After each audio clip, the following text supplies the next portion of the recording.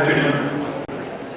Welcome to First Presbyterian Church and this Westmont College presentation of a world premiere. We're always blessed and thankful to be hosted here at First Presbyterian Church, one of those great gathering places of the faith in this community for so many years, and left here alive and witnessing, and also so faithful to host so many wonderful events throughout the seasons of many organizations, Westmont included. So thank you. Those from First Pres are here helping us be here today also. You've chosen to come this afternoon to hear something you've never heard before. And that's a good testimony for you too. You're pretty brave. Thank you for being with us. I'm Michael Schlossberger, and I'm the conductor of the choir and the orchestra that will be performing today, and a good friend of our composer, Steve Butler, whose work we are sharing. So I thought I might just give you a couple of heads up about hearing a world premiere. I've told the orchestra and the choir, and I might as well tell you also, that I absolutely promise this will be the best performance in history of this work. And you're hearing it live and real. It has never been performed for anyone, anywhere, except the first movement. You were with us last year at our Masterworks concert. We premiered that. But we weren't hiding the other 11 movements. They didn't exist yet completely. Steve hadn't put them all together. Had many of them in his mind, I know, but hadn't wrought all the details. In fact, in a world premiere, details keep appearing. As in, the clarinet player came up 10 minutes ago and said, "Do I play this here?"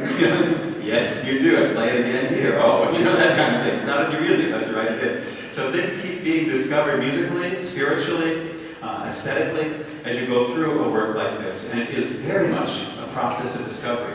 I had the great opportunity this morning to teach Sunday school here at First Presbyterian. And we especially highlighted the fact that this is the season of Easter. Easter is not a single day of celebration. And for many of us, this is the second Sunday after Easter. But for many others of us, this is the first Sunday after Easter, depending which side of that Nicene divide of faith tradition you might fall on. So we're in the midst of all of our Easter seasons, the great season of the Pascha Gospel, number 12 in this. And that's a very exciting place to be. Also, the witness to the resurrection is something that is really a 12-month process. So someone said this morning in Sunday school, "Aren't you 2 weeks late?" Oh, no. We're right in the middle and right where we should be in terms of proclaiming this wonderful text. Steve Butler makes note that there are no works that proclaim the entire Easter story, and I can't find one other than this. So today you're really graced with a special opportunity to hear all of this text in one dramatic setting. Bach wrote an Easter Oratorio, but it's his own libretto that tells the Easter story very nicely. Handel wrote a very wonderful operatic Resurrezione in Italy along about 1720, but it is a dramatic opera libretto.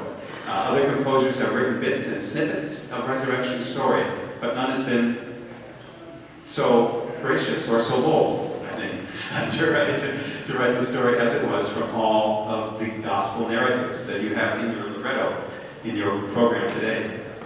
The orchestra and the choir had a great time coming at this work, as have the soloists, who discovered bits and pieces of it along the way.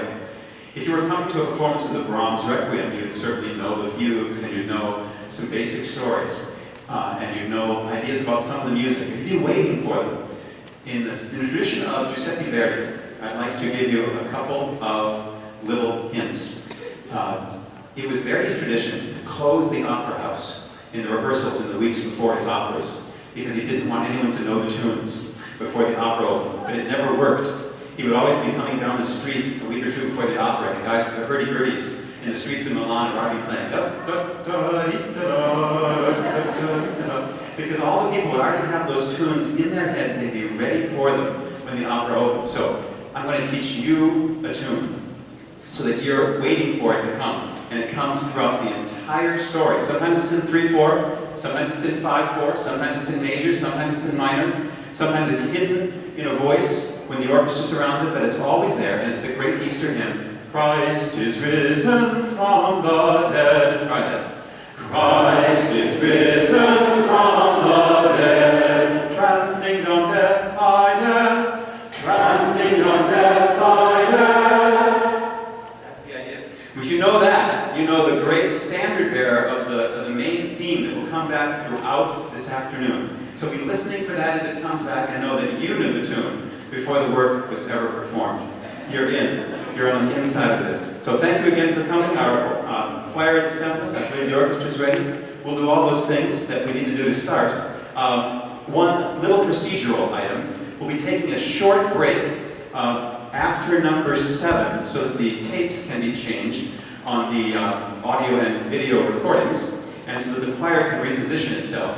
And then we'll take a necessary short little break as we begin number 9 for the choir to reassemble also. It's also entirely possible that we might stop momentarily between movements so that I can adjust my stand, because Dr. Butler's score is so heavy, it keeps sinking, and I can't quite reach it to get it back up to full height. So other than that, I think we're ready for a very dramatic and continuous reading and performing of this wonderful resurrection story. The orchestra will tune, the choir will assemble, and we will begin. Thank you.